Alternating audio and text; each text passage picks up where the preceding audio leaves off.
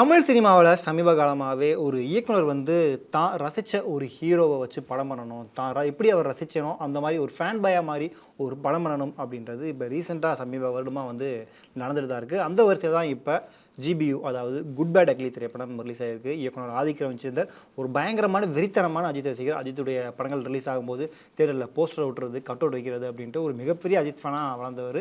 இன்னைக்கு மிகப்பெரிய அளவில் உயர்ந்து அஜித் படத்தையே டைரக்ட் பண்ணி, அதுவும் ஒரு ஃபேன் பாயாக டைரக்ட் பண்ணி ஒரு மிகப்பெரிய வெற்றியை கொடுத்துருக்காரு. குறிப்பாக அஜித் ரசிகர்கள் படத்தை கொண்டாடிட்டு இருக்காங்க.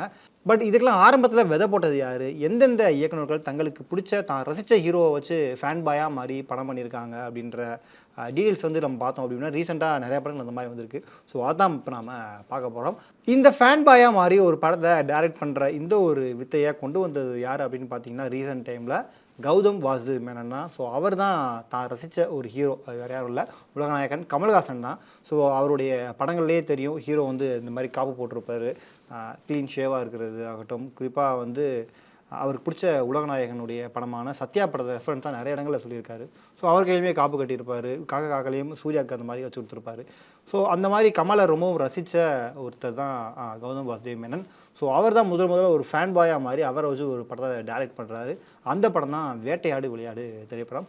அது இன்ட்ரோ சீனே ஒரு தரமான ஒரு இன்ட்ரோ சீன், என் கண்ணு வேணும்னு கேட்டியாமே அப்படின்ற மாதிரியான ஒரு இன்ட்ரோ சீனை கொடுத்து படமும் மிகப்பெரிய வெற்றி. ஒரு பக்கம் கிளாஸாகவும் இருக்கும், ஒரு பக்கம் மாசாகவும் இருக்கும். அதாவது கமலுடைய ஸ்டைலும் படத்தில் இருக்கும், இன்னொரு பக்கம் கௌதம் மேனனோட அந்த ஒரு த்ரில்லர் ஜானர்லையுமே படத்தை கொண்டுட்டு போய் ஸோ அப்படியே ஒரு மிகப்பெரிய வெற்றியை இந்த வேட்டையாடு விளையாடு திரைப்படம் மூலமாக கௌதம் மேனன் கொடுத்துருப்பாரு. தன்னுடைய தலைவராக, அதாவது அவர் ரசித்த ஒரு நடிகரை வச்சு அவர் படம் பண்ணி அந்த ஒரு வெற்றியை கொடுத்துருப்பாரு. ஸோ இவர் தான் முதலாக அந்த ஒரு விஷயத்தை வந்து ஆரம்பித்து வச்சார். அதுக்கு பிறகு நிறைய இயக்குநர்கள் வர ஆரம்பித்தாங்க. குறிப்பாக நடிகர் விஜயை பிடிக்காத இயக்குநர்களே இல்லை அப்படின்னு அளவுக்கு நாம் சொல்லலாம். ஒவ்வொரு இயக்குனருமே விஜய் மீது கண்டிப்பாக விஜய் வச்சு நம்ம படம் பண்ணணும், ஏன்னா சின்ன வயசுலேருந்து அவரோட படங்களை பார்த்து வளர்ந்துருப்பாங்க, அவருடைய மாசின்ஸ் எல்லாமே அவங்களுக்கு பிடிச்சிருக்கும். அந்த மாதிரி வந்தவர் தான் சங்கர்கிட்ட உதவி இயக்குனராக இருந்து அதுக்கு பிறகு இயக்குனராக மாறின இயக்குனர் அட்லி அவர்கள். இயக்குனர் அட்லி தொடர்ந்து 3 திரைப்படங்கள் நடிகர் விஜயை வச்சு டைரக்ட் பண்ணுறாரு. ஒரு மிகப்பெரிய விஜய் ஃபேன் அப்படின்றது எல்லாருக்குமே தெரியும். பட் ஆனால் ஃபேன் சொல்கிறவரை அவர் எனக்கு அண்ணன் அப்படின்ற மாதிரி தான் சொல்லிப்பார். ஸோ முதல் படம் தெரி, 2வது படம் மெர்சல், 3வது படம் பிகில், 3மே மிகப்பெரிய வெற்றி திரைப்படங்களாக அமைந்த திரைப்படங்கள். ஸோ அப்போவே இண்டஸ்ட்ரியில் ஒரு மிகப்பெரிய டாக் வந்தது, விஜய்க்கு வந்து அட்லின்ற மாதிரி ஒரு ஃபேன் பாய் டேரக்டர் கிடச்சிட்டாரு, நல்லா பயன்படுத்துகிறாரு, ஸ்க்ரீனில் அவ்வளோ அழகாக விஜயை காட்டுறாரு, ஒரு சீனுமே மாஸ் சீன் மாதிரி இருக்குது. குறிப்பாக நீங்கள் தெரி கூட ஒரு ஃபஸ்ட் படம், அப்படி விஜய் கூட ஃபஸ்ட் படம் அப்படிங்கிறதுனால கொஞ்சம் லிமிடேஷன்ஸ்லாம் இருந்திருக்கும். பட் அதுலேயும் லுக்கில் வெரைட்டி காமிச்சிருப்பார்.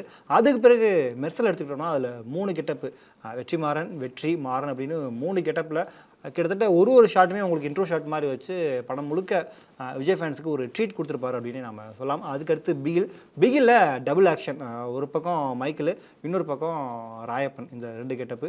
இதில் ராயப்பன் கெட்டப்பு விஜய் ஃபேன்ஸ் எல்லாருமே மறக்கவே முடியாது. ராயப்பனை வச்சு தனியாக ஒரு படமே பண்ணுங்க அப்படின்ற மாதிரி அட்லிக்கு ரெக்வஸ்ட்டாக வச்சுட்டு இருந்தாங்க. அட்லியும் செஞ்சுட்டா போச்சு அப்படின்னு அவருடைய ஸ்டைலையும் சொல்லிட்டு இருந்தார். ஸோ ஒரு ஃபேன் பாயாக மாதிரி விஜய்க்கு அட்லி வந்து ஒரு 3 படங்கள் வெற்றி படங்களை கொடுத்தாரு. இதுக்கு நடுவில் இன்னொருத்தர், நீங்களாம் என்னப்பா சூப்பர் ஸ்டாரோட ஃபேன், நான் இருக்கேன், நான் பண்ணுறேன் என் தலைவருக்கு தரமான சம்பவம் அப்படின்னு கார்த்திக் சுப்ராஜ் பேட்ட படத்தை டைரக்ட் பண்ணுறாரு. ஒரு பயங்கரமான ரஜினி ரசிகர் அவர் மட்டும் இல்லை, அவருடைய அப்பா, ஃபேமிலியில் இருக்கிற எல்லாருமே வந்து பயங்கரமான ரஜினி ரசிகர்கள். அது நிறைய பேட்டிகள் அவர் சொல்லியிருக்காரு, நான் அவருடைய படம் பார்த்து வளர்ந்தது, இந்த மாதிரி விஷயங்களை நிறைய பேட்டிகள் அவரே சொல்லியிருக்காரு. ஸோ ரஜினி ஃபேன் எல்லாரும் சேர்ந்து ஒரு படம் பண்ணால் எப்படி இருக்கும் அப்படின்றத மைண்டில் ஃபிக்ஸ் பண்ணிட்டு தான் அவராகட்டும் அனிருத் அப்படின்ட்டு எல்லாருமே சேர்ந்து அந்த ஒரு பேட்ட படத்தை டைரக்ட் பண்ணுறாங்க. ஸோ பேட்ட திரைப்படம் ஒரு மிகப்பெரிய வெற்றி அடையுது. பொங்கலுக்கு ரிலீஸ் ஆகுது அந்த படம். அந்த படத்தோட விசுவாசம் படமும் ரிலீஸ் ஆச்சு. ஸோ விசுவாசம் படம் கமர்ஷியலாக ஒரு பக்கம் ஒன்றாலும் பேட்ட திரைப்படம் ரஜினி ரசிகர்களை குஷிப்படுத்துது. ஏன்னா லாஸ்ட்டாக ஒரு 4-5 வருஷமாக ரஜினிக்கு அந்த மாதிரியான ஒரு மிகப்பெரிய கூஸ் பம்ஸ் ஏற்படுத்துற மாதிரி உங்களுக்கு கதையும் சுவாரஸ்யமாக இருக்கும், ஸ்க்ரீன் பிளேயும் அது இன்ட்ரெஸ்ட்டாக கொண்டுட்டு போயிருப்பார். கிளைமேக்ஸில் கார்த்திக் சுப்ராஜ் அவருடைய ஸ்டைலில் ஒரு ட்விஸ்ட் வச்சு படத்தை முடிச்சது, ரஜினியோடைய ஸ்வாகு, அந்த ஸ்டைலு, இதெல்லாம் பல வருஷத்துக்கு பிறகு ரஜினி ரசிகர்கள் ஸ்க்ரீனில் பார்க்கும்போது ஐயோ கார்த்திக் சுப்ராஜ் எங்கப்பா இருந்தீங்க இவ்வளோ நாளாக, இதே மாதிரி தலைவர் வச்சு இன்னும் 3 படம் பண்ணுங்க அப்படின்ட்டு அவரை கொண்டாட ஆரம்பித்தாங்க. ஸோ அதுக்கப்புறம் திரும்பவும் இணைவாங்க அப்படின்ட்டு பேச்சுவார்த்தை போயிட்டுருக்கு. ஸோ கூடி சீக்கிரம் பார்ப்போம். ஏன்னா ரஜினி ரசிகர்களால் மறக்க முடியாத ஒரு திரைப்படத்தில் பேட்ட திரைப்படம் ஒரு மிக முக்கியமான இடத்துல இருக்கும் அப்படிங்கிறதா உண்மை. ஏன்னா அது மதுரையில் இருக்கக்கூடிய அந்த போர்ஷனில் அவர் வேடி சட்டை கட்டிக்கிட்டு வர அந்த ஒரு போர்ஷன் ஆகட்டும், இன்னொரு பக்கம் ஹாஸ்டல் வார்டனா அவர் வந்து மாஸ்க் காட்டுறது, அங்கே வரக்கூடிய ஃபைட் காட்சிகள், இதெல்லாம் வந்து தரமாக செதுக்கியிருப்பார் கார்த்திக் சுப்ராஜ். ஸோ அவர் ஒரு ஃபேன் பாயாக ஆகி சூப்பர் ஸ்டாருக்கு இந்த ஒரு பேட்ட படத்தை கொடுத்தாரு. ஸோ இந்த ட்ரெண்ட்லாம் இப்போ ரீசெண்டாக வந்துட்டு இருக்கப்ப கமல் அவர்களுக்கு யாருமே ஃபேன் பாயாக மாதிரி பண்ண பண்ணலையே அப்படின்ற கேள்வி வரும்போது நான் இருக்கேன், நான் தான் பயங்கரமான கமல் ஃபேன் அப்படின்ட்டு லோகேஷ் கனகராஜ் உள்ள என்ட்ரி கொடுக்குறாரு. என்ட்ரி கொடுத்து அவர் படம் தான் விக்ரம். ஸோ பல வருடங்களுக்கு முன்னாடி வெளியான விக்ரம் படத்தில் வந்து சின்ன ஒரு ஒன்லைன் மாதிரி அதை எடுத்துக்கிட்டு ஸோ அதை அப்படியே கண்டினியூ பண்ணுவோம் அப்படின்ட்டு விக்ரம் படத்தை 2 வருஷத்துக்கு முன்னாடி ரீசெண்டாக அவர் கொடுத்து ஒரு மிகப்பெரிய வெற்றி அடைஞ்ச திரைப்படம். குறிப்பாக கமல் ரசிகர்கள் மட்டும் இல்லாமல் ஒட்டுமொத்த தமிழ்நாடு மட்டும் இல்லாமல் இந்தியா முழுக்க அந்த படம் வந்து ஒரு மிகப்பெரிய வெற்றி அடைஞ்சது. ஏன்னா ஒரு ஃபேன் பாய் அப்படின்னா ஃப்ரேம் அந்த ஹீரோ நம்ம காமிச்சிக்கிட்டே இருக்கணும், மாஸ் டைலாக் பேசணும், ரெட்ரோ பாடல் யூஸ் பண்ணணும் அப்படின்றது எதுவுமே கிடையாது. நம்ம ஹீரோக்கு தேவையான அந்த கதைக்கு தேவையான விஷயத்தை சரியாக பண்ணால் போதும் அப்படிங்கிறத படம் ரிலீஸ் ஆகிறதுக்கு முன்னாடி ஆரம்பத்தில் ஒரு வீடியோ விட்டுருப்பாங்க, ஆரம்பிக்கலாமா அப்படின்ற மாதிரி. அந்த டைலாக்ல ஆரம்பித்து படம் ரிலீஸ் ஆகி வெற்றி பெற்றது வர லோகேஷ் எல்லாருமே கொண்டாடினாங்க. ஏன்னா படத்துடைய ஃபர்ஸ்ட் ஹாஃப் முழுக்க உங்களுக்கு கமல்ஹாசன் வரமாட்டார். ஃபர்ஸ்ட் ஹாஃப் முழுக்க ஃபஹத் பாசில் தான் வருவார். அப்பப்போ கமலுடைய போஸ்ட் வந்துட்டு போகும்.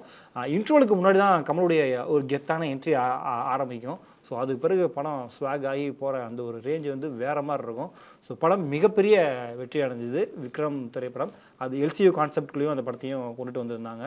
ஸோ படம் மிகப்பெரிய வெற்றி அடைஞ்சது. அதில் ரோலக்ஸுடைய என்ட்ரி, டில்லியுடைய அந்த வாய்ஸ் கேமியோ அப்படின்ட்டு மிகப்பெரிய அளவில் பேசப்பட்ட படம் விக்ரம் திரைப்படம். ஸோ லோகேஷ் கனகராஜ் தான் ரசித்த கமல்ஹாசனுக்கு அந்த ஒரு படத்தை கொடுத்தாரு. நடுவில் ஒரு மேடையிலேயே மணிகண்டனுக்கும் லோகேஷ்க்கு மேலேயே ஒரு சின்ன வாக்குவாதம் நடந்தது. நான் தான் மிகப்பெரிய கமல் ஃபேன். அந்த அளவுக்கு லோகேஷ் வந்து கமல் அவர்களை விட்டு கொடுக்காம தான் ஒரு ஃபேன் பாய் அப்படிங்கிறத ப்ரூவ் பண்ணார். அதுக்கு பக்கம் விஜய் அவர்களுக்கு திரும்பவும் நெல்சன் ஒரு படம் பண்ணார் ஃபேன் பாயா.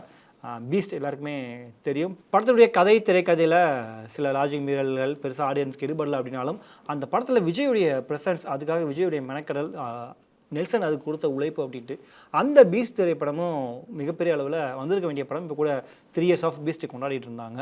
அந்த அளவுக்கு வந்திருக்க வேண்டிய படம். ஏன்னா அந்த படத்தில் விஜயுடைய ஸ்வாக் ஆகட்டும், அவருடைய ஸ்டைலு பார்க்குறதுக்கே வேறு மாதிரி இருக்கும். அந்த அளவுக்கு நெல்சன் வந்து சிக்கியிருப்பார் ஒரு ஃபேன் பாயாக மாதிரி.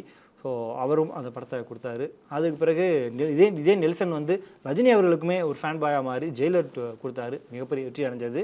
லோகேஷ் கனகராஜ் கமல்ஹாசனுக்கு விக்ரம் படம் பண்ணுறதுக்கு முன்னாடியே இன்னொரு பக்கம் விஜய்க்கு வந்து மாஸ்டர் படம் பண்ணேன், அதுவும் மிகப்பெரிய வெற்றி அடைஞ்சது. அதுக்கு பிறகு கடைசியாக லியோ படம் பண்ணார். அவருமே ஒரு ஃபேன் பாயை மாதிரி அந்த ஒரு படங்களை பண்ணார். இப்போ ரீசெண்டாக இந்த ஒரு ட்ரெண்டில் வந்து கமல்ஹாசனுக்கு பண்ணிட்டாங்க, ரஜினிகாந்துக்கு பண்ணிட்டாங்க, விஜய்க்கு பண்ணிட்டாங்க, ஏன் அஜித்துக்கு பண்ணல அப்படின்ற ஒரு கேள்வி வந்துகிட்டே இருக்கும்போது அஜித்துக்கு பண்ண நான் இருக்கேன் அப்படின்ற மாதிரி ஆதிக் ரவிச்சந்தர் வந்து இப்போ இந்த குட் பேட் அக்லி படத்தை கொடுத்துருக்காரு. படமும் அஜித் ரசிகர்கள் பயங்கரமாக கொண்டாடிட்டு இருக்காங்க. இதுக்கு நடுவில் விக்ரம்த்துக்கும் மிகப்பெரிய ரசிகப்பட்ட ஆளும் இருக்காங்க. குட் பேட் அக்லிக்கு முன்னாடி, அதாவது விக்ரம் அவர்களுக்கு அவருடைய ஃபேன் பாய் ஒரு படம் பண்ணார், SU அருண்குமார். ஸோ அவர் மதுரைக்காரரு. ஸோ அவர் மதுரையில் பார்த்த தூள் படம் இதெல்லாம் மைண்டில் வச்சுக்கிட்டு அவர் பயங்கரமான விக்ரம் ஃபேன்ஸ்க்காக ஒரு படம் பண்ணணும் அப்படின்னு ப்ராப்பராக விக்ரமும் அருண்குமாரும் சேர்ந்து உட்காந்து ஒரு பண்ண படம் தான் வீரதீர சூரன். ஸோ அந்த படத்துடைய கிளைமேக்ஸில் கூட உங்களுக்கு அந்த ரெட்ரோ பாடல் வரும். உங்களுக்கு மதுரை வீரந்தானை போட்டு பயங்கரமாக மாஸ் காமிச்சிருப்பாங்க. அந்த படமும் ஒரு மிகப்பெரிய வெற்றி அடைஞ்சது. இப்போ அடுத்ததாக குட்டித்தலை, அதாவது எஸ்டிஆர் அவருடைய 51வது திரைப்படம் அஸ்வத் மாரிமுத்து. அவர் ஒரு பயங்கர எஸ்டிஆர் ஃபேன். ஸோ அவர் எஸ்டிஆருடைய விண்டேஜ் எஸ்டிஆர் நம்ம திரும்ப கொண்டுட்டு வரலாம் அப்படின்ட்டு அவருமே எஸ்டிஆருடைய ஃபேன் பாயாக மாதிரி அதே நேரத்தில் கண்டென்ட்லேயும் நம்ம கான்சன்ட்ரேட் பண்ணுவோம் அப்படின்ட்டு அவர் ஒரு படத்தை இப்போ டைரக்ட் பண்ண ரெடி ஆகிருக்காரு. எஸ்டிஆர் 41 வரப்போகுது. ஸோ இந்த மாதிரி ஒரு ஹீரோக்களுக்குமே ஒருத்தவங்க ஃபேன் பாயாக மாதிரி படங்கள் டைரக்ட் பண்ணிட்டு இருக்காங்க. இதில் எந்த டேரக்டர் பண்ண எந்த படம் உங்களுக்கு ரொம்ப பிடிச்சது அப்படின்றத நீங்கள் மறக்காமல் கீழே கமெண்ட் பண்ணுங்கள்.